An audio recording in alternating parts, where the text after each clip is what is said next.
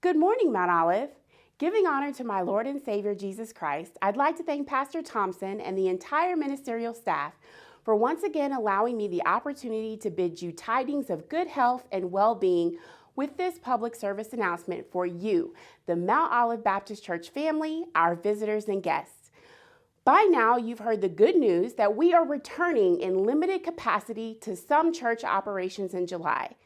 Today, I'm going to walk you through some temporary logistics so that we can all be on one accord about church operations, expectations, and the member and visitor experience. You heard me say temporary logistics because, church family, we are still in the middle of a pandemic and we want to continue utilizing the CDC recommended safety protocols. So if you're like me, you may want to gather pen and paper so that you can take notes on and be clear about our provisional path forward. First, let's talk about those health and safety protocols. An air purification system for the facility, as specified by CDC guidance, has been installed. Best practice procedures have also been implemented and include HEPA filters, plexiglass partitions, intensified cleaning and disinfection, ventilation, and PPE needs for the staff.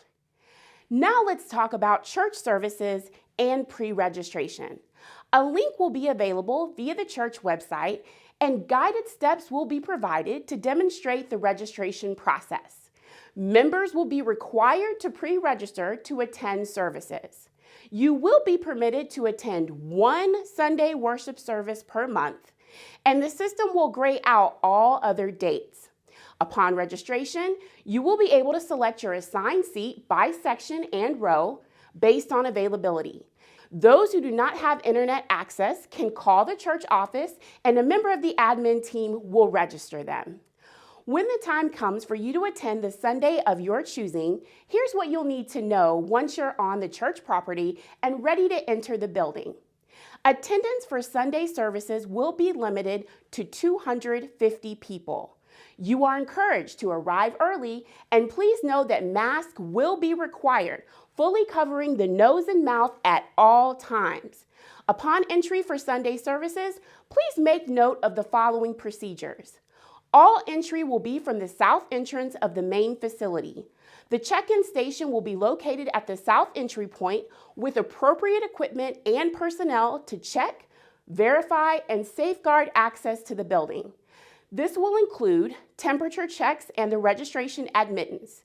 Anyone with a temperature above 100.4 will not be allowed to enter and will be encouraged to see your medical provider. Upon dismissal of services, all exits will be utilized to expedite clearing of the building and reduce bottlenecks at the doorways.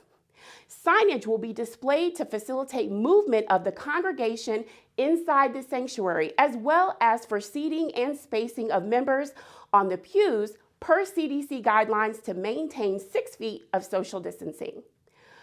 During the service, materials such as envelopes, visitor registration cards, fans, and tissue will not be distributed at this time.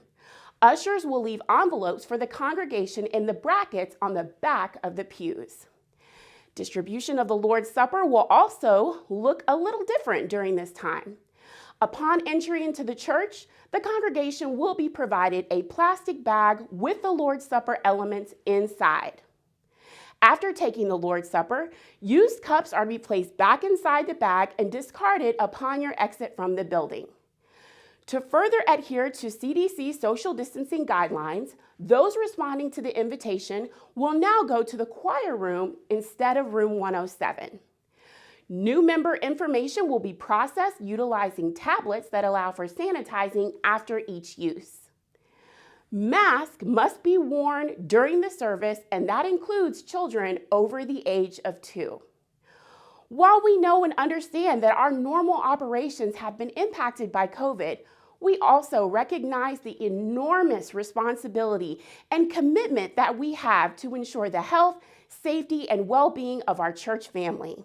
That being said, please know that we have also temporarily suspended some of the following operations: transportation and pickup, self-selection of seating in the sanctuary, and yes, that means no saving seats and hovering over the pew that you sat at every Sunday for the last however many years.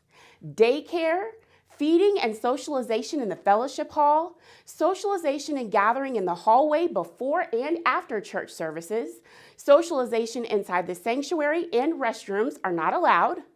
Special group attendance for worship services to include family reunions, class reunions, fraternities and sororities, social groups, etc. We're just not there yet. The balcony area is closed and gathering under the awnings is also not permitted at this time. Those with special needs, assistance getting in and out of the vehicles, will need to contact the church office. We respectfully request that if you are ill, please stay home and get well. If you are in the high-risk category, which includes anyone over the age of 65 or someone with an underlying health condition such as high blood pressure, diabetes, or COPD, we kindly ask that you continue worshiping with us virtually at this time. Now, church, I know that there are those who would like to think that COVID is a hoax and that masks really don't work. But let me tell you, any refusal to follow the prescribed CDC protocols while on the premises shall result in denial of entry and you will be escorted from the building. In the event that you don't have a mask, don't worry about that. We will provide one for you. Church family, what a blessing it is that we will have the opportunity to regather again starting in July. We encourage you to stay COVID aware and continue to monitor the church website for additional information. On behalf of the Health Task Force, be blessed and have a great week.